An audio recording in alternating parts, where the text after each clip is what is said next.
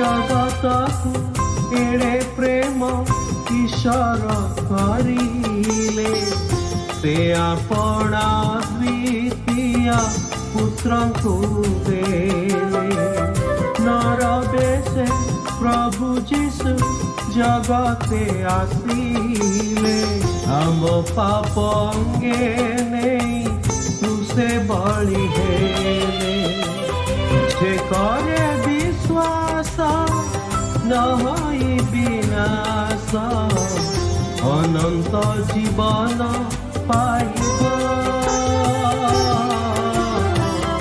बंधु एक कथा विवेचना प्रभु यीशु ख्रीष्ट सर्वोन्नत नाम आपको शुभेच्छा। पवित्र बाइबल जौन लिखित सुसमाचार 10 अध्याय 27 और 28 पदरे आम यहीपरि पाठ करूँ।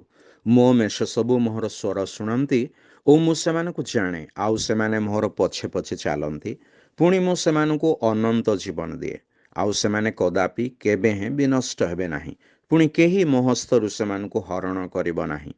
प्रभु यीशु कहले मु उत्तम मेषपालक। उत्तम मेषपालक मेषगुड़िक निमंते अपना प्राण दिए। पापरे पूर्ण मनुष्य निमंते प्रभु यीशु ख्रीष्ट आपना को बलिदान कले। से तृतीय दिन में मृत्यु उत्थित हेले। जे केही प्रभु यीशु ख्रीष्ट विश्वास करी ताहांकु ग्रहण करते से परित्राण और पाप क्षमा प्राप्त हुअन्ति। से प्रभु यीशुंकर मेष हो जाते और प्रभु तांकर मेषपालक हुअन्ति। प्रभु यीशु निजर मेष मानक संबंधरे एहिपरि भावे कहन्ति। मेष मेषपालकर स्वर शुणे। मेषपालक मेष को जानती। मेष मेषपालकों पछे पछे जाए।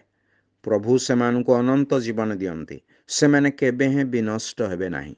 प्रभुंक मेष को केही प्रभुंक हस्तरु हरण करि पारे नाही। तेबे सेहीपरि एक मेषपालकों मेष आपण हेबाकु चाहिबे नाही कि जांक हस्तरे आपण सर्वदा सुरक्षित रहिबे। यह बुझिबा निमंते प्रभु आपणको साहाय्य करंतु। धन्यवाद।